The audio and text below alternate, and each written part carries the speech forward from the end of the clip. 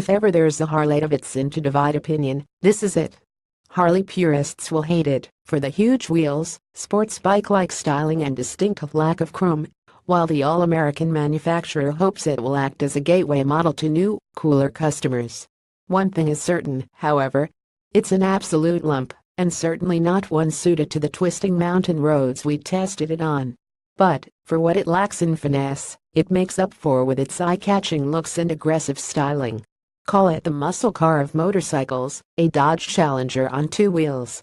The Dyne of Fat Bob, as it was originally known, made its debut in 2008, radical even then. But many features synonymous with Harley-Davidson remained: a large chrome tank top instrument panel, chromed forks, engine casing, dual headlights and numerous other shining items of trim. Fast forward last 9 years and the Fat Bob has regressed into darker territories, with the 2018 model achieving ultimate badass. We rode it in Catalonia this weekend. Engine as with the rest of the Softail range, the Fat Bob boasts Harley's Milwaukee 8V twin. This engine was first seen in the 2017 Tourer range, and for the Softails it's received dual internal counterbalancing, which works with the rigid engine mounts to reduce vibrations. The engine is unmistakably Harley, retaining the trademark pata-pata-ta-potato soundtrack. Vibrations are still present, but lesser so at higher speeds, increasing the bike's potential for longer distance rides. On all 8 Softail models, the 1745cc 107 unit is standard. For an extra 1,200 pounds, buyers can specify the 1868cc 114, which makes 92.7 horsepower and 114 lb-ft of torque. Peak torque is reached at 3,000 revs, while the engine tops out just shy of 6,000. This is a versatile unit, with an abundance of power. Peak is reached at 5,020 rpm.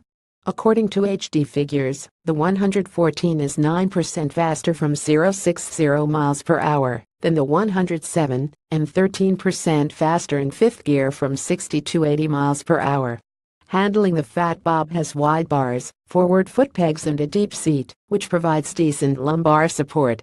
These factors combine to give the bike a neutral riding position, which is surprisingly comfortable. While comfortable, it's far from the laid-back, relaxing ride associated with Harley-Davidsons. Thanks to wide tires 150mm at the front and 180mm at the rear, the Street Bob takes a decent shove of countersteer to lean into tight bends, and even more so at lower speeds. Mid-corner, the thick front just wants to stand back up.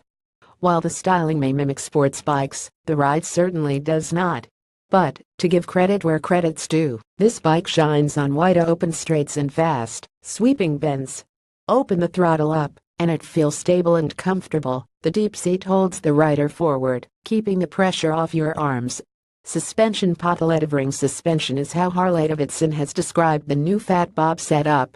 Personally, I'd be wary to take on any potholes bigger than a dog bowl, due to the wallowy inverted forks, which dive at the slightest jolt or touch of the front brake. The new rear monoshock is firmer and features favela-level preload adjustment with a useful external adjuster. Brake stopping power is accounted for by a 4-piston fixed caliper up front and a 12-piston floating unit at the rear. While this setup feels inadequate on Harley's Heritage Classic, which weighs 330 kilograms wet, it is ample on the 20-fork glider Fat Bob. ABS is standard, while traction control is not an option. Equipment where this bike shines is in its styling. Or rather, it doesn't shine. It's dramatic and dark, featuring a host of matte elements and a new lighting signature. The horizontal LED strip light replaces the previous chrome dual lights, and what a facelift flanked by the thick black forks. It's an imposing, bullish front end, upon which the wide bars sit. The 16-inch cast rims and deep-treaded tires add to the bike's aggressive nature, while the 212 upswept exhaust looks decidedly sporty. Like a man who wears a small shirt to accentuate his muscles, Harley has scaled back on tank size to show off the big twin. At 13.6 liters, it is one of the smallest in the Softail range. Combined with fuel economy of 44 miles per gallon, it won't make for the best range, but this bike is more about being seen than long-distance touring. Standard items across the Softail range include new instrumentation, keyless ignition with security system and a steering head-mounted USB port.